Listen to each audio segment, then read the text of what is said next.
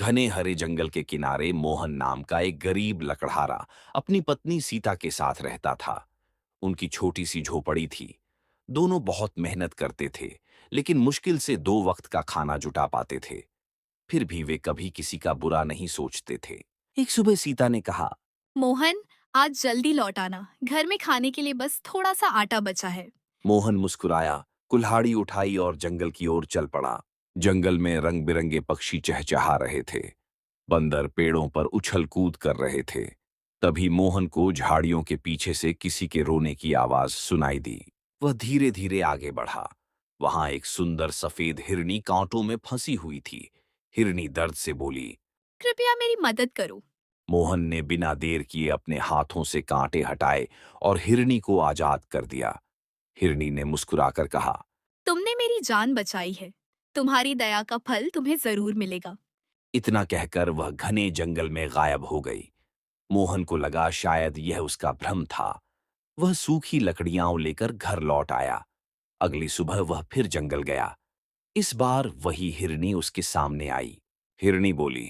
मेरे पीछे आओ, लेकिन डरना मत। मोहन उसके पीछे पीछे चलता गया। कुछ दूर जाकर वे एक पुराने बरगद के पेड़ के पास पहुंचे। वहां जमीन के नीचे एक छोटा सा संदूक दबा हुआ था। संदूक में सोने चांदी के से भरा था। हिरनी बोली। ये धन किसी लालची के लिए नहीं, बल्कि मेहनती इंसान के लिए है। मोहन ने धन्यवाद कहा और घर लौट आया। सीता ने सलाह दी, इन पैसों को संभाल कर खर्च करेंगे। पहले अपना जीवन सुधारेंगे और फिर दूसरों की मदद करेंगे।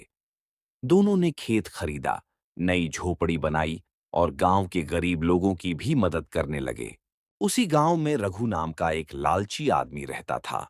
उसने सोचा, अगर मुझे भी वह हिरणी मिल जाए तो मैं बहुत अमीर बन जाऊंगा।